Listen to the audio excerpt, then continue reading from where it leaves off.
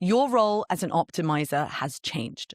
Most people haven't noticed it yet. I'm noticing it in every client conversation, sales call, and conference I speak at. The job we've been doing for the last decade isn't the job anymore. The rules changed. The place where buyers decide changed. The thing that determines whether they pick you or your competitor changed. The people who figure this out first are about to pull so far ahead that catching up is going to feel impossible.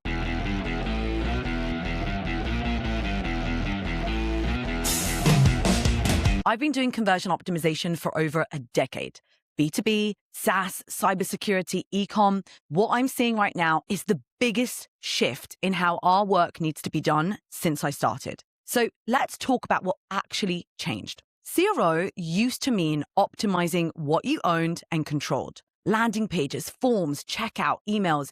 You ran tests, you improved conversion rates, you reported wins. What changed is this. Buying decisions have moved. Your prospects are now making critical trust decisions in places you don't own, you can't control, and probably aren't even watching. Reddit threads, ChatGPT answers, YouTube reviews, Slack channels, Discord, WhatsApp groups, Substack, Quora, LinkedIn, Facebook groups, threads, comparison pages they find through search. Your website still needs to persuade. That hasn't changed. But your website also has become a validation space for prospects who are arriving with beliefs, expectations, and emotions they formed somewhere else. If you're not building trust everywhere your prospects spend time, your best experiments can't save you.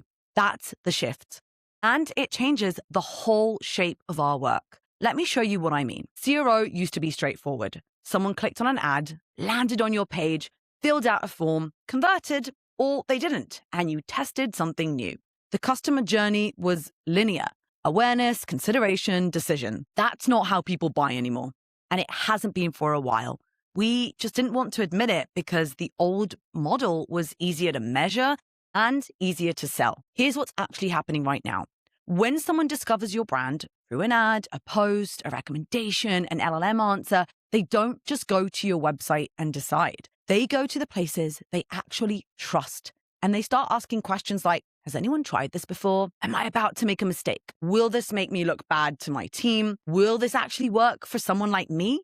Once they've completed their research and they're convinced that they should give you a try, then they'll go to your website to validate that your website's messaging, your promise, and the experience is consistent with everything that they've learned about you beforehand. If this isn't enough to convince you that these spaces off of your website matter, here's something else you need to consider. When someone researches your brand on Google in AI mode or asks ChatGPT, Gemini, or any LLM about you, your prospect isn't getting the carefully crafted and polished version of your website.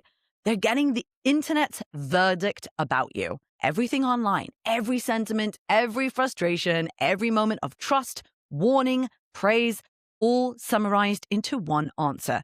You can or you cannot trust this brand. If you're not actively optimizing the spaces that your customers are making decisions in, you're losing conversions. Here's the actual truth. Trust is the new conversion rate. Your role as an optimizer is to optimize for trust everywhere. Let me define trust because I don't want it to sound like a buzzword. Trust in this context is the perceived probability that choosing you won't end in regret. That's what every buyer is calculating, consciously or not, across every touch point they encounter. Most of those touch points aren't on your website. It's simple. Trust is what drives conversions, and trust is being built or broken off your website. Meaning, our role as optimizers is to optimize everywhere, to expand your optimization efforts beyond your controlled assets into these decision-making platforms and spaces. Your website has always been a persuasion device. That's still true. You still need compelling headlines, strong value propositions, clear calls to action, a user experience that reduces friction. That work hasn't gone away, but our role has expanded. You now have to also optimize for conversions off of your website. Here's what you actually need to do. Step 1, you need to audit your narrative outside of your website. Before you optimize anything, you need to know what people believe about you without ever visiting your website. Go search for yourself the way your prospects do. Ask ChatGPT if your brand is worth it. Search Google for your brand plus Reddit. Search YouTube for your name of your brand with review. What comes up? Is it accurate? Is it flattering? Is it even about you? Or is there nothing there at all about you? All of these are problems. The question you're trying to answer is simple. What would someone learn about you if they never visited your website? If the answer makes you nervous, good. Now you know where there's work to be done. Step number 2, map your trust ecosystem. Find out where your buyers actually go to make decisions, where they ask questions, where they validate, where they share experiences after buying. It's different for every industry. For B2B and SaaS, Reddit and G2. For cybersecurity, analyst reports and peer conversations at events.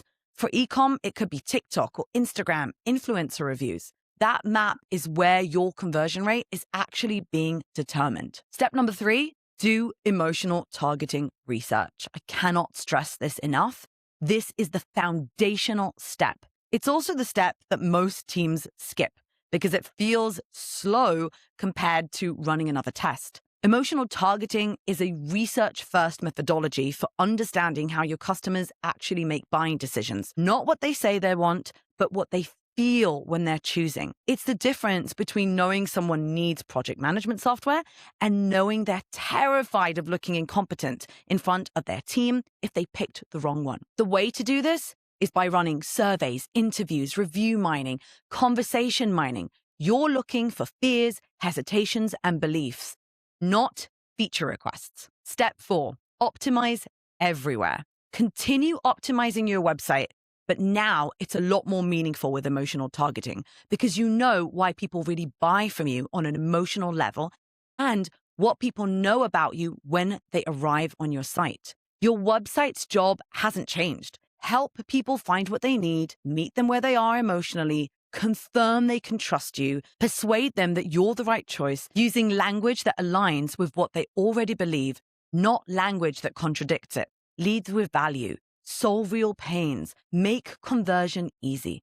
Include the information they actually care about. The difference now is that your messaging, your UX, your social proof, your calls to action are built on the emotional foundation you uncovered in step number 3.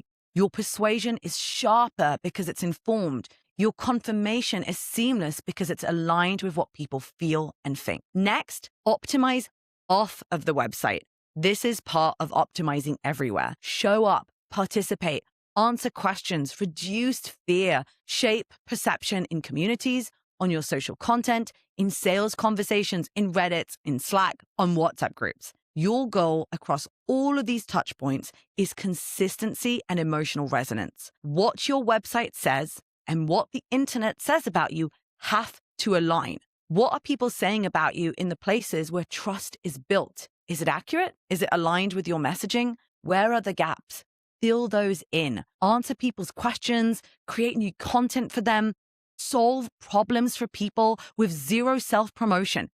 Be the brand they trust so that when they're ready, they will click over to your site and convert. CRO isn't dead. It hasn't been replaced by AI. If anything, our role is bigger than it's ever been. It's different though. CRO now means optimizing on your website and off of it. It means understanding the full customer journey, not just the pieces that happen to be on your website. It's about going deeper into customer research, the emotional research, not surface level personas, so that every touch point, channel, and message is built on the same foundation. It's harder. I'm not going to pretend that it's not. But if you start with the emotional foundation and build from there, you won't just optimize your website, you'll optimize and get results everywhere. The best teams I'm working with right now aren't rushing to adopt every new AI tool. They're adjusting their strategy, not their tools, because the strategy is what matters. The customer is what matters.